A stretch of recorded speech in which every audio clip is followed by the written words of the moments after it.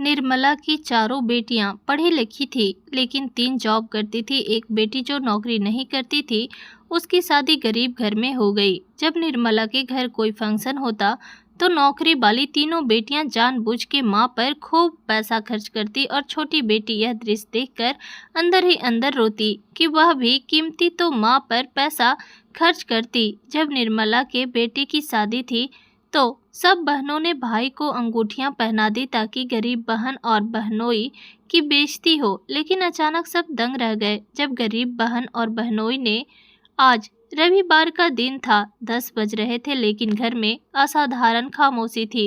निर्मला की बड़ी तीनों बेटियां आज छुट्टी के कारण अभी तक अपने कमरे में से ही ना निकली थी। सिर्फ छोटी मधु ही थी जो घर के काम करती फिर रही थी। मधु, जल्दी से हलवा पूड़ी का नाश्ता बनाओ, आज मैं छुट्टी का दिन भरपूर एंजॉय करना चाहती हूँ। तुम सारा दिन घर में रहती हो, तुम्हें क्या पता जॉब वाले लोगों के लिए छुट्टी क्या चीज होती है। कमरे से शिल्पा बाहर निकली तो उसने आदेश जारी किया। पीले रंग का डाई किए हुए बाल और चमकती त्वचा, वह अपनी सैलरी का आधे से ज्यादा हिस्सा तो अपने ऊपर ही लगाया करती थी। मधु उसे देखती रह गई। उसकी सांवली रंगत ठीक देखभाल ना होने के कारण वैसे ही काली हुई जा रही थी। सारा दिन वह घर के कामकाज में व्यस्त रहती थी। खुद पर ध्यान देने का समय कहीं ही कहाँ मिलता था। खामोशी से वह किचन में जाकर हलवा पूरी तैयार करने लगी।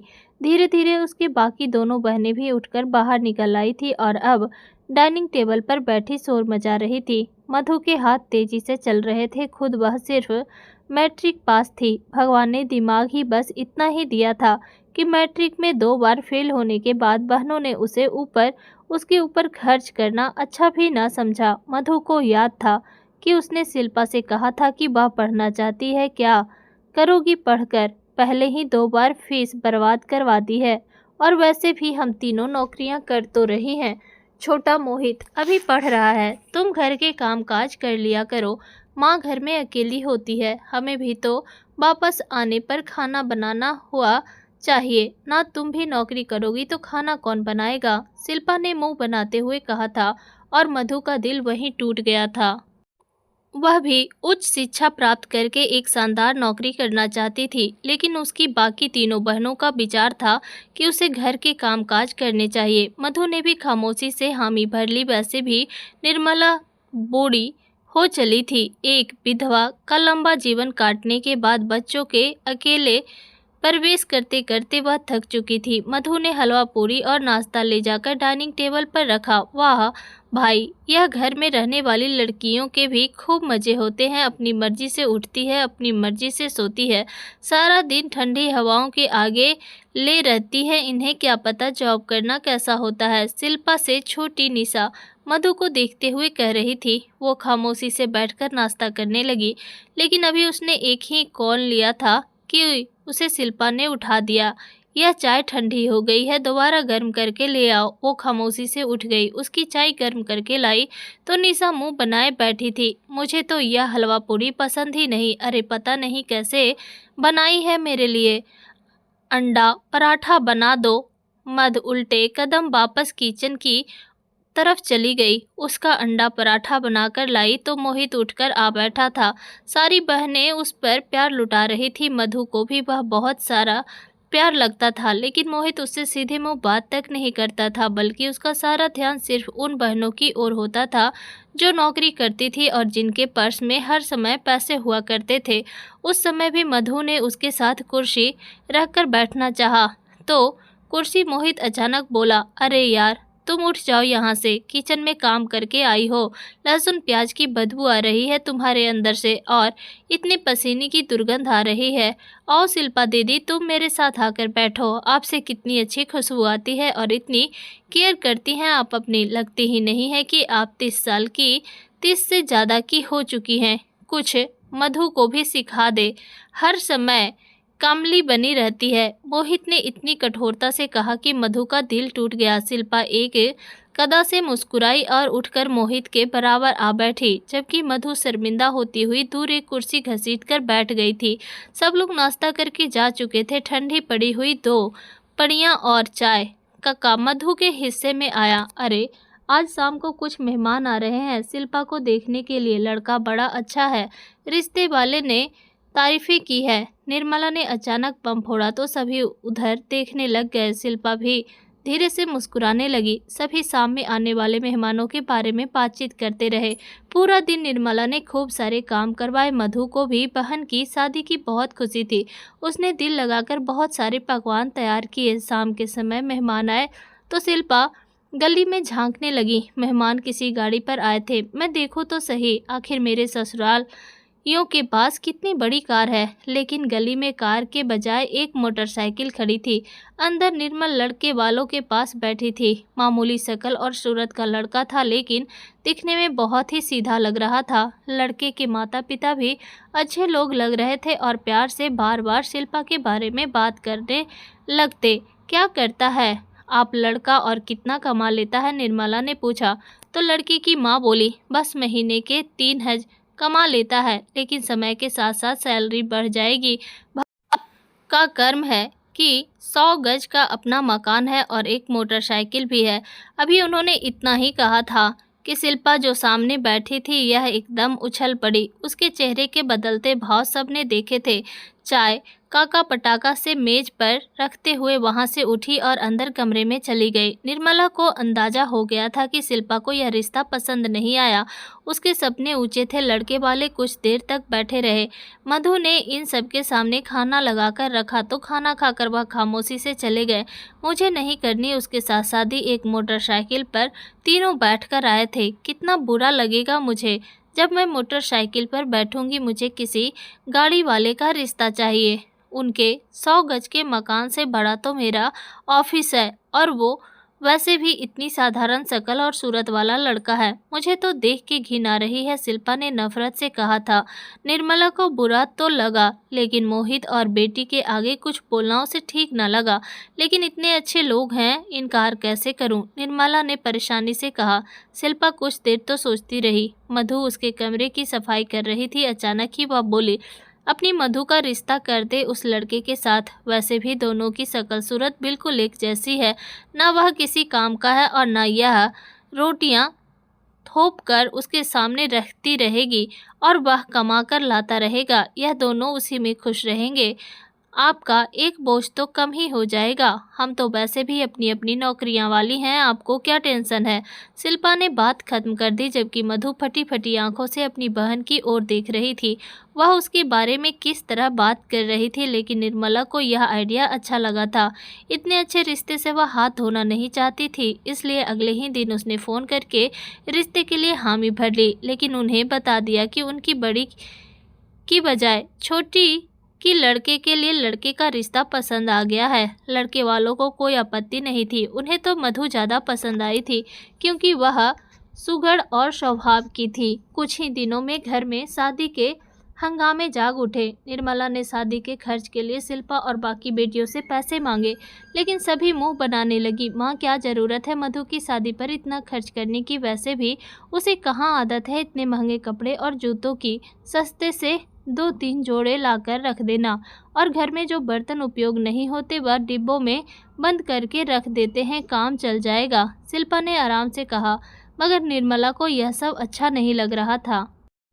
लेकिन उसके खुद के पास तो 1 रुपया भी ना होता था। घर का सारा खर्चा भी उसकी बेटियां ही चलाया करती थी। मधु के दिल में अपनी शादी को लेकर बहुत से अरमान थे, मगर इन सारे अरमानों पर उसकी बहनों ने पानी फेर दिया। दहेज के नाम पर घर के सारे फालतू बर्तन उठाकर डब्बे में बंद करके रख दिए गए। एक सोने का सेट बाहर से मंगवाया गया, जो इतना हल्का था कि उठाते ही टूट जाता था। मधु को अपने कपड़े जूते खुद खरीदने की बहुत इच्छा थी, मगर शिल्पा खुद ही बाजार गए और सस्ते सस्ते 2-3 जोड़े ले आई। अरे, यह मेरी अलमारी में कपड़ों का ढेर लगा है जो मैंने बनवाए थे। बहुत महंगे और प्यारे कपड़े हैं, लेकिन मुझे पसंद नहीं आए। यह भी मधु के दहेज में रख देते हैं। शिल्पा ने कई बार के पहने हुए कपड़े उठाकर जल्दी जल्दी उसके सूटकेस में रख दिए। मधु यह सब कुछ खामोशी से देखती रही। वह माँ को और परेशान नहीं करना चाहती थी। उसकी शादी का दिन करीब आया तो दूल्हे वालों ने यह कहकर माफ़ी मांग ली कि शादी का जोड़ा वह लोग अफोर्ड नहीं कर सकते, इसलिए लड़की वाले लहंगा अपनी मर्जी से पहना दे। शिल्पा ने सुना तो उसके तन बदन में आग लग गई। अब 101,000 का लहंगा लाकर पहनाओ इस महारानी को, 1 रुपया नहीं है मेरे पास। वह गुस्से से चिल्लाने लगी। निर्मला की आंखों में बेबसी से आंसू आ रहे थे। जब शिल्पा ने देखा कि माँ के दिल में उसका महत्व कम हो रहा है तो फटाफट छोटी निशा के साथ लेकर बाजार गई और किराए पर लहंगा ले आई। लहंगा अच्छा था। मधु को उसने झूठ बोला कि यह लहंगा वह खरीद कर लाई है। शादी के दिन दूल्हे वाले मधु के लिए अच्छे गिफ्ट लेकर आए थे। उन्होंने हॉल में शादी करने को कहा मगर शिल्पा ने मना कर दिया। घर से ही विदाई होगी, उसके आदेश के आगे भला कौन पैर मार सकता था। सादगी के साथ मधु बहाकर आरब के साथ उसके घर चली गई। आरब अच्छा और सीधा इंसान था। उसने अपनी पूरी कोशिश की थी कि मधु की शादी की सारी खुशियों को पूरा करके, और मधु भी लालची लड़की न थी।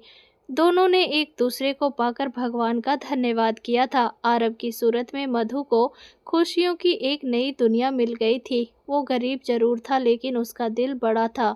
100 गज के उस छोटे से घर में आरब ने मधु को रानी बनाकर रखा था, लेकिन उसकी सैलरी मामूली थी। घर के खर्चे पूरे करते करते महीने के अंत तक मधु बेहाल हो जाती। अक्सर ऐसा होता कि राशन खत्म हो जाता, भरने वाले होते और कर्जदार दरवाज़ा बजाते रहते, लेकिन मधु और आरब के पास उन्हें देने के लिए फूटी कौड़ी भी ना होती। लाचार होकर वह दोबारा से सैलरी आने का इंतजार करते रहते, लेकिन मधु कभी शिकायत अपने होठों पर ना लाई थी। इन्हीं दिनों मधु निर्मला से मिलने घर आई तो घर में असाधारण हंगामा सा मचा था। माँ, क्या कोई मेहमान आ रहे हैं? मधु ने पूछा, क्योंकि उसकी सारी बहनें खूब तैयार हुई थी। खुद निर्मला ने भी एक अच्छा सा जोड़ा पहन रखा था। अरे हाँ भाई, वह मोहित का रिश्ता तय कर रहे हैं ना, तो आज लड़की वाले हमसे मिलने आ रहे हैं। लड़की डॉक्टर है और बहुत अमीर फैमिली है। अपनी शिल्पा ने रिश्ता देखा है, निर्मला ने कहा। मधु खामोश हो गई।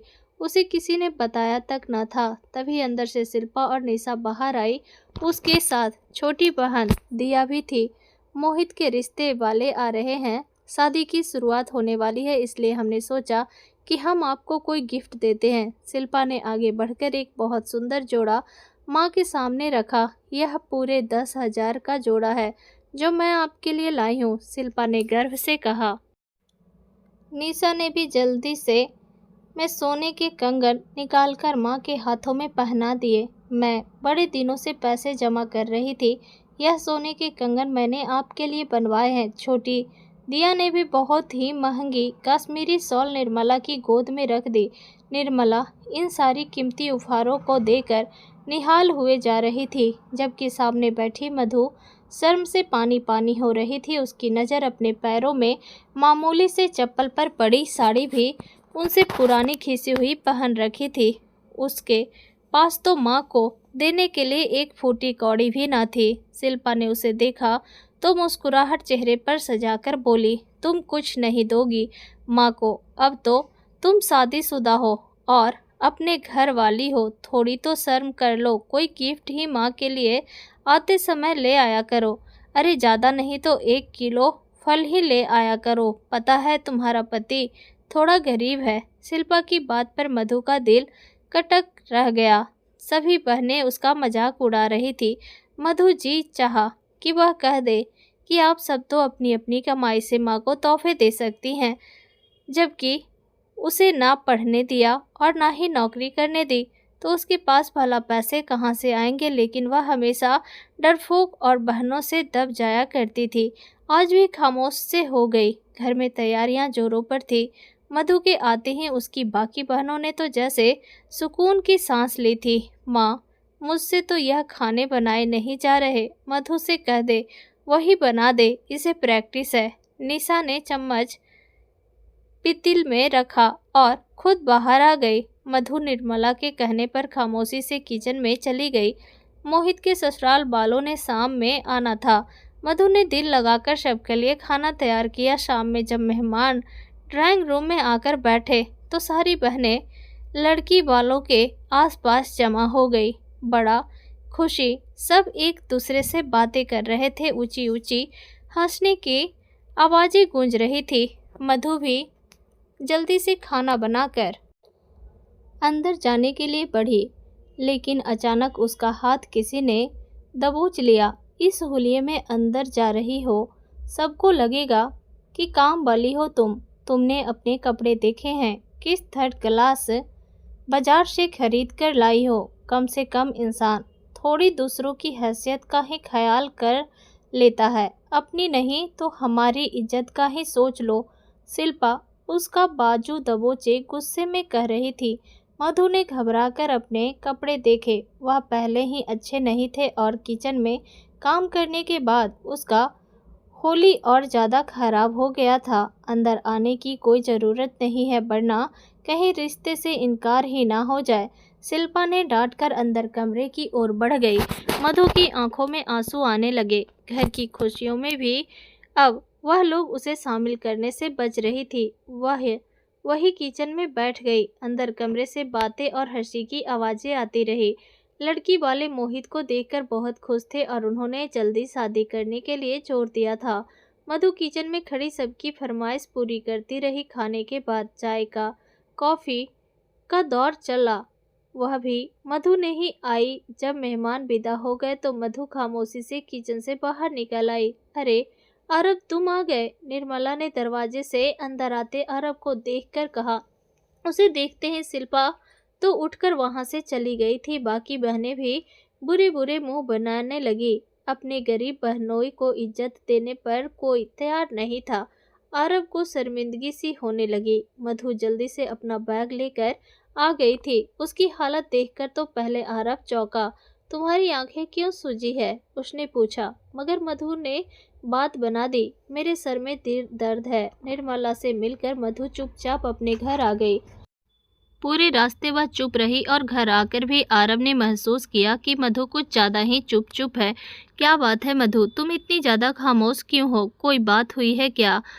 आरव ने प्यार से कहा तो मधु कुछ पल तक सोचती रही और फिर उसने हिम्मत कर ली कि वह आरव को बता ही दे।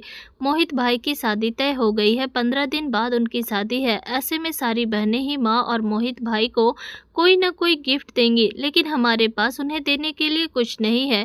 मधु की बात पर आरव एक पल के लिए चुप सा हो गया। तुम्हें पता तो है मधु, ऑफिस की हालत खराब चल रही है। नौकरी से तो मिसाल से इतनी सैलरी मिलती है कि हमारे घर के खर्चे पूरे हो जाते हैं। माँ की दवाइयाँ, बाबूजी के ऑपरेशन के लिए रुपए जमा करना, यह सब कुछ सैलरी में से ही तो करता हूँ। ऐसे में महंगा गिफ्ट देना मैं अफोर्ड नहीं कर सकता। आरव के स्वर में शर्मिंदगी सी थी।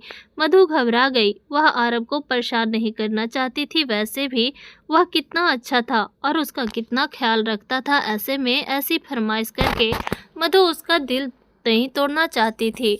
मधु ने बात दूसरी ओर घुमा दी और थोड़ी ही देर के बाद वह दोनों आपस में खुशी खुशी कोई और बात कर रहे थे, मगर मधु दिल ही दिल में सोच चुकी थी कैसे मोहित की शादी पर अपनी और आरव की बेइज्जती नहीं करवानी है। शादी की तैयारियां जोरों शोरों से चल रही थी। निर्मला रोज ही फोन करके मधु को घर बुला लेती। मोहित की शादी बहुत धूमधाम से करने का फैसला किया गया था। शिल्पा, निशा और दिया तीनों अपने लिए बहुत सुंदर और महंगे ब्रांडेड जोड़े ऑर्डर किए थे। निर्मला के लिए भी उन लोगों ने बहुत महंगे कपड़े बनवाए थे। शिल्पा हर चीज़ इतरा कर मधु को दिखाती रहती। तुमने अपने लिए शादी पर पहनने के लिए क्या खरीदा है? देखो, अगर तुम्हारे पास पहनने के लिए कोई अच्छे कपड़े ना हो तो मुझे बता देना, मैं अपना कोई पुराना जोड़ा प्रेस करके रख दूंगी। वह तुम्हारे नए कपड़ों से भी काफ़ी बेहतर होगा। लोगों के सामने हमारी बेइज्जती मत करवा देना।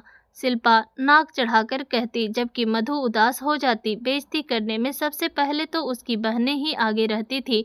भला बाकी किसी को क्या ज़रूरत थी उसके पहने ओढ़ने कपड़ों पर आपत्ति करता, लेकिन उसकी बहनें यह बात समझती तब ना। घर के कई काम शिल्पा और निशा ने मधु से करवाए। निर्मला को दुख होता, वह मना करती, लेकिन शिल्पा उसकी किसी बात पर ध्यान देती। धीरे धीरे दिन गुजरते चले गए। आरव ने मधु के रोजाना मायके जाने पर कोई आपत्ति न कि आखिर मोहित की शादी का दिन भी आ पहुंचा। घर में बहुत सुंदर सजावट की गई। शिल्पा ने दिल खोलकर पैसे खर्च किए थे। मोहित बहनों के एहसान तले दबा जा रहा था। वैसे भी वह जरा लालची स्वभाव का था। वह बहनें जो जेब से हर समय पैसा निकालकर उसे देने को तैयार रहती थी, वह उनकी ही बात सुना करता था। आज भी उसे दूल्हा बनाया जा रहा था। सारी बहनें उसके आसपास घूमती हुई हंसी मजाक कर रही थी। मधु साफ तौर पर महसूस कर रही थी कि दूसरी बहनें अगर उससे कोई बात कहती तो मोहित मुस्कुराकर जवाब देता, लेकिन मधु की बात पर वह बुरा सा मुंह बना लेता था। अरे आरव भाई नहीं आए क्या? आखिरकार मोहित ने पूछ ही लिया। आ जाएगा वह तटपंजिया भी अपनी मोटरसाइकिल फड़फड़ाता हुआ। वह कौन सा कोई लैंड क्रूजर में से आ रहा है जो तुम्हें उसका इंतजार है? निशा ने उसका मजाक उड़ाने अंदाज में कहा तो सभी जोर से हंस पड़े। मधु को बहुत शर्मिंदगी सी होने लगी। मोहित को दूल्हा बना दिया गया था। बारात निकलने का समय आया तो आरोप भी अपने घर वालों के साथ आ पहुंचा। शादी हाल पास ही था जहां लड़की वाले उनकी प्रतीक्षा कर रहे थे। शादी हॉल पहुंचते ही लड़की वालों ने शानदार तरीके से उनका स्वागत किया। मधु खामोशी से सबसे पीछे पीछे चल रही थी। वह इन अमीर लोगों का हिस्सा लगती ही न थी। फेरों के बाद मोहित को दुल्हन के बराबर ले जाकर बिठा दिया गया। शिल्पा, निशा और दिया महंगे कपड़ों में मेकअप से लिपि पुते चेहरे के साथ बड़े गर्व से बैठी थी। निर्मला भी महंगा जोड़ा पहने सब साथ बैठी थी। सब रिश्तेदार उनके आसपास जमा थे। सब कैमरों का फोकस स्टेज की ओर था। ऐसे में शिल्पा एकदम अब अपनी जगह से उठ खड़ी हुई। मोहित हमारा 4 बहनों का इकलौता भाई है। हम बहनों ने अपनी जिंदगी में बनाने से पहले उसकी शादी का करने का फैसला किया था। आज मोहित की शादी पर हम सब बहनें उसे एक गिफ्ट देना चाहती हैं। शिल्पा की बात पर सभी रिश्तेदार दिलचस्पी स्टेज की तरफ देखने लगे। सारी बहनें उसके पास जमा होने लगी। सिर्फ मधु ही थी जो थोड़ा दूरी पर खड़ी हुई थी। शिल्पा ने नज़र उस पर डाली। उसकी बेइज्जती जिस तरह होने वाली थी उसका मधु को भी अंदाजा न था। यह अंगूठी मोहित के लिए। शिल्पा ने पर्स में से एक अंगूठी बाहरी सोने की अंगूठी बाहर निकालकर मोहित की ओर बढ़ाई, जिसे देखते उसकी आंखें हैरत से फैल गई। अंगूठी हम तीनों बहनी की ओर से है, शिल्पा ने प्यार से कहा। तभी एक रिश्तेदार बोला, अरे तो मधु ने क्या दिया है? तुमने उसका नाम तो लिया ही नहीं। रिश्तेदार की बात पर शिल्पा के चेहरे पर घमंड भरी मुस्कुराहट बिखर गई। हाँ मधु, तुम और आरव मोहित के लिए क्या लेकर आए हो? आखिर को तुम इकलौती बहन हो जो शादीशुदा है और आरव इकलौता बहनोई ही है। कुछ न कुछ तो तुम लोगों को भी मोहित को देना ही चाहिए ना। मधु की तीनों बहनों ने मजाक उड़ाने वाले अंदाज में उसकी ओर देखती रही जो सामने ही खड़ी थी। अरे इसकी इतनी हैसियत कहाँ है? मोहित को कुछ देर उसकी तरफ ज़्यादा मत देखो, कहीं कुछ मांगने ही ना लग जाए। शायद ये कहीं कह दे कि इस महीने के राशन के पैसे नहीं है, पैसे दे दो या बिजली का बिल भर दो। निशा की बात पर सब हंसने लगे। मधु को बहुत शर्मिंदगी महसूस हुई, लेकिन ठीक उसी पल आरव उसके बराबर आकर खड़ा हो गया। मधु ने मुस्कुराकर उसकी ओर देखा। मोहित, मैं तुम्हारा इकलौता बहनोई हूँ। मैं और मधु तुम्हारे लिए शादी का तोहफा लाए हैं, आरव ने मुस्कुराकर कहा और मधु को देखकर इशारा किया। सभी हैरान निगाहों से उन दोनों की ओर देखने लगे। मधु और आरव आगे बढ़कर लिफाफा मोहित की ओर बढ़ा दिया। मोहित ने हैरान होते हुए मधु और आरव की ओर देखा, जबकि उसकी पत्नी आरती भी हैरान हो रही थी। उसे तो हमेशा यही बताया गया था कि मधु और आरव किसी काम के नहीं और न ही उनसे किसी चीज की उम्मीद रखी जा सकती है। आरव लिफाफा खोलकर देख रहा था। अंदर से कश्मीर में घूमने के फिरने का 7 दिन का टूर प्लान की निकला था। यह उनका हनीमून पैकेज था जो आरव ने उन्हें गिफ्ट में दिया था। मधु और मुस्कुरा रहे थे, जबकि मधु की तीनों बहनों ने मुंह हैरत के मार खुले के खुले रह गए। सभी फटी फटी आंखों से उन दोनों को ही देख रहे थे। उपहारों में यह सब शानदार उपहार था, क्योंकि यह मोहित की दुल्हन को भी बहुत पसंद आया था। वह बहुत ही खुश होकर अपनी इस ननद को देख रही थी जिसने उसके दिल की बात कर दी थी। आरती ने प्यार से मधु का हाथ थामा, उससे कहने लगी, थैंक यू, आप सच में बहुत अच्छी हैं। बाकी सबने मोहित को गिफ्ट दिया, लेकिन आपने मेरे बारे में सोचते हुए गिफ्ट दिया। आपने वह गिफ्ट दिया जिससे मुझे अच्छा लगे, लेकिन मेरे दिल में सारी जिंदगी आपकी इज्जत बढ़ गई है। उसके धीमे से कहने पर मधु मुस्कुरा दी, जबकि उसकी बाकी तीनों बहनें पूरी तरह से जल भुन गई थी। उन्हें विश्वास नहीं आ रहा था कि आखिर मधु और आरव के पास इतने पैसे कहाँ से आ गए कि उन्होंने इतना महंगा गिफ्ट दिया था।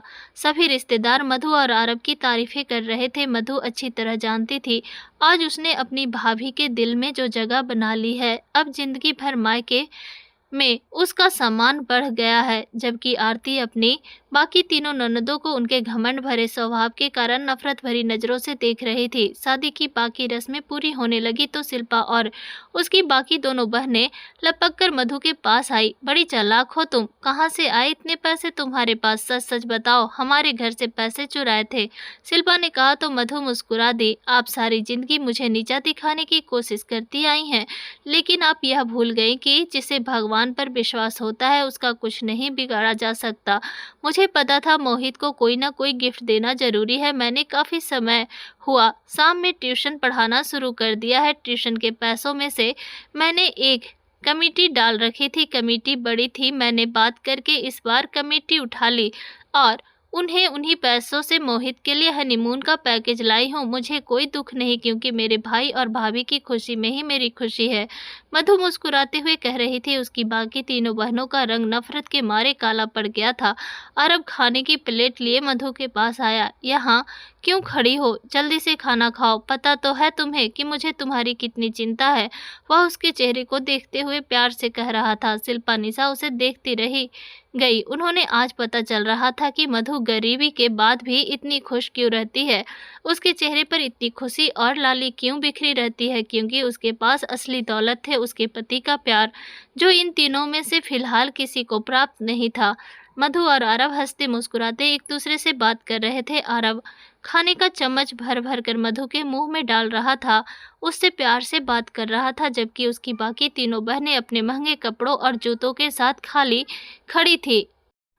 मोहित भी अपनी पत्नी के साथ बैठा था, बहनों को बिल्कुल भूल चुका था। मधु की बहनों को एहसास हो रहा था कि वह जो जिंदगी भर रुपये पैसे की चमक दिखाकर उसे नीचा दिखाने की कोशिश करती रही थी, आज मधु के मुकाबले में उनकी हैसियत कुछ भी नहीं थी। तो दोस्तों, इस कहानी को लेकर आपकी क्या राय है, कमेंट बॉक्स में ज़रूर बताएं। और अगर आपको हमारी आज की कहानी अच्छी लगी हो तो प्लीज़ इसे लाइक ज़रूर करें। अगर आपने अभी तक हमारे चैनल को सब्सक्राइब नहीं किया तो ज़रूर कर लीजिए। तो मिलते हैं ऐसी एक और मोटिवेशनल स्टोरी के साथ। तब तक के लिए बाय, टेक केयर।